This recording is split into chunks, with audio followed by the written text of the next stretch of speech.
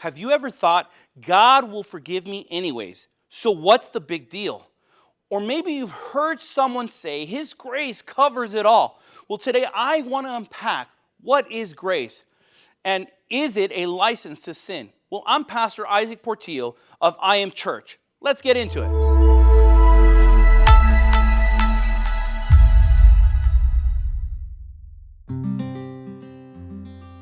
You see, the question, does God's grace cover it all? The short answer is yes. But grace was never meant to be a permission slip to sin. Grace instead is the driving power to live differently. You see, to grasp the weight of this, we need to start with the biblical understanding of what is grace. Grace isn't just kindness. It's God's unmerited favor that He shows to the utterly undeserving, us. It's not something we earn. It's not something we can perform for or negotiate. Instead, it's rooted in the character of God and revealed most powerfully at the cross, where Jesus took on the judgment we deserve so that we could receive the freedom He earned. You see, this is the paradox of grace. It costs us nothing, but it costs Jesus everything. Paul makes the staggering claim in Romans 5:20, where sin increased, grace abounded all the more. It's the radical truth that no matter how deep the stain of sin, God's grace goes deeper.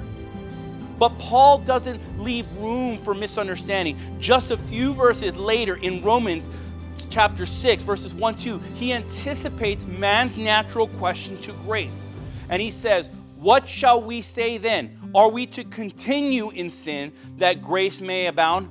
By no means. How can we who died to sin still live in it?" In other words, what he's saying is grace doesn't encourage sin or to live a sinful life. Instead, it confronts it. Grace is not a license to continue in darkness, but a call to walk into the light and the newness of Jesus Christ. Grace doesn't just forgive it, it transforms us. And that's the mark of conversion. Grace is not some excuse to stay the same. It's the empowerment to change. Titus 2 says it this way: the grace of God teaches us to say no to ungodliness. Grace doesn't pat us on the back while we self-destruct. No, it lovingly pulls us out of the fire. If we abuse grace, though, we cheapen the cross. We say your blood was enough to forgive me, but it was not enough to change me.